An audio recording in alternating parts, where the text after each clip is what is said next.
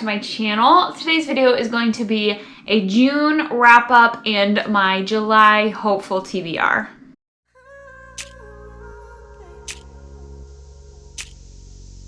So I read 3 books and maybe technically 4 books in June.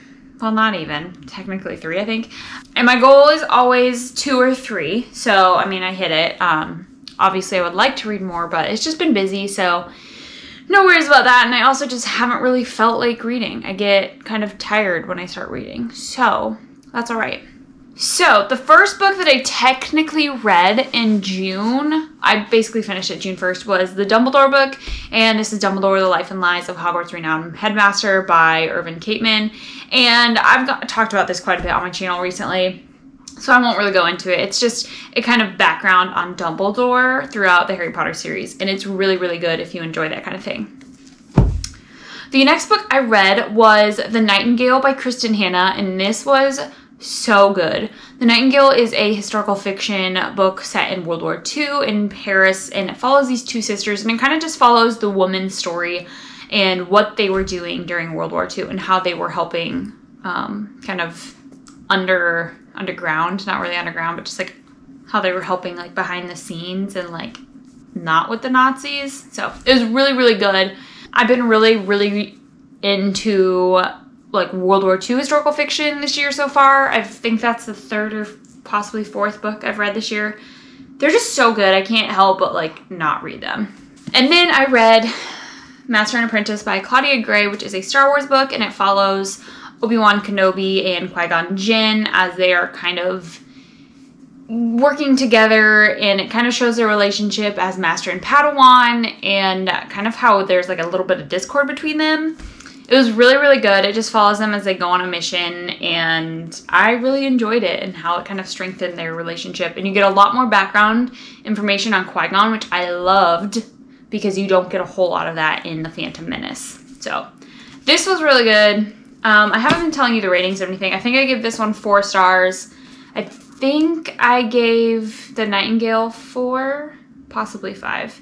And then this one I think I gave 5 because it was just so good. And the last book, I'm still technically working on it. I'm hoping to get it done today. That's not going to happen. But that is The Fellowship of the Ring. It's the first in the trilogy of The Lord of the Rings. I've currently been reading this with my sister. I've been a little slow going on it. So has she, which is nice because then I don't feel too rushed to catch up. And it's just, it gives me so much nostalgia. And I love it so much. And I'm currently working on a reading vlog for that. And so that's why I haven't posted a reading vlog in a long time, because I've just been reading this for like 3 weeks. But it's really good, and I love how much it ties into The Hobbit. So I should have probably read The Hobbit before like my sister did. I didn't. I've read it previously, but it would have been kind of fun to read it and then go into this, because I didn't realize how much it kind of tied into The Hobbit, and I really love that.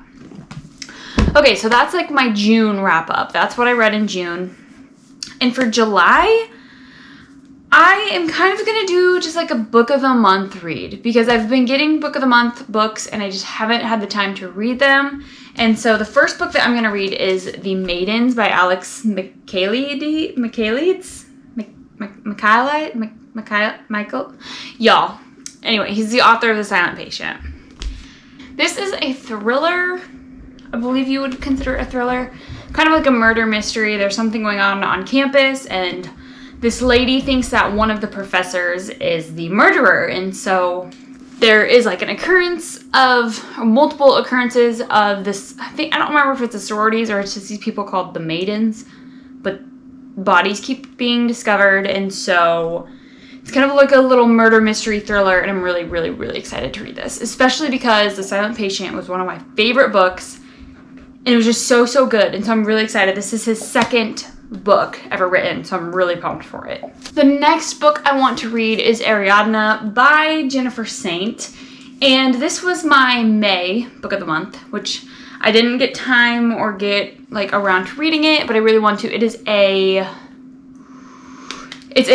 Greek mythology, and I can't remember what mythology it's based off of, but underneath wherever she lives, there is a Minotaur, and every year he demands a blood sacrifice. And I believe one year it's going to be like her brother, and so it's like this whole thing trying to stop it and like dealing with it. So I'm not 100% sure what it's about, so I'm sorry that was a little weird kind of summarizing of that. I just don't know. I haven't read it. But all I do know is that it is a Greek mythology book, and I don't read a whole lot of Greek mythology, but I've always found it fascinating. So I'm really excited to read this. This will hopefully be the next book that I read. And after those two, I'd love to read These Violent Delights by Chloe Gong. And this wasn't a book of the month choice, but it was an extra book, an add-on that I had for June. And I'm really excited. This is a Romeo and Juliet retelling set in Shanghai in the 1920s, I believe. So I'm super, super excited for this one. I don't really read a whole lot of Romeo and Juliet, but I mean, if you think about it, they were like the first enemies to lovers. So I do love that. And I'm just like really, really excited for this. Like, look at the cover, set in Shanghai. I'm just so excited. So I don't know much more about it than that, but I really look forward to it. And it is rather long, so I'm pretty pumped. Those are the 3 book of the month choices that I really want to read. However, before I can get to those, I have to finish The Two Towers and Return of the King. And hopefully I will be able to do that. I need to kick it up a notch and just start reading a lot. I've been reading The Fellowship on my Kindle, which I think has made my reading go a little bit faster because this is just a big, junky book. And so I think reading it on my Kindle helps, but I'm going to hopefully get those done. July, I will be on vacation for about a week, and it'll just be me with my family. Nate and Eddie won't be there, so I won't have it. I mean, I'll have a lot of distractions as like my nieces and nephews, but I'll be on a plane. I'll be riding in a car all the way back from where we'll be, which will be probably like 2 days worth of driving. And I'll be on the ocean, so I will have so much time to read, and I plan on reading a lot while I'm there. And so I should be able to get these. One of these is probably going to be my beach read. One or more of these. We'll see. So that's where I'm at for July, and I'm super, super, super excited. I'm going to kick it up a notch, and I'm going to read, and it's going to be great. And I'm just like super excited. July's gonna be good. But yeah, that is my June wrap up and my July TBR. We'll see if it changes, who knows. Also, if I get my July book of the month, depending on what it is, maybe I'll add that to my TBR as well and just kind of do catch up on my book of the month, because I really, really, really love getting book of the month, and I want to make sure that I am like kind of getting my money's worth, because I'm buying a book every month, and instead of just adding it to my TBR, I would like to try to read them as I get them each month. I don't know, it just kind of makes more sense in my head.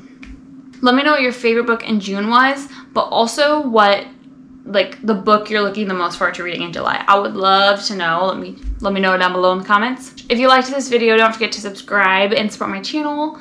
And with that, guys, I hope you guys have a fantastic week, and I will see you guys in my next video. Bye!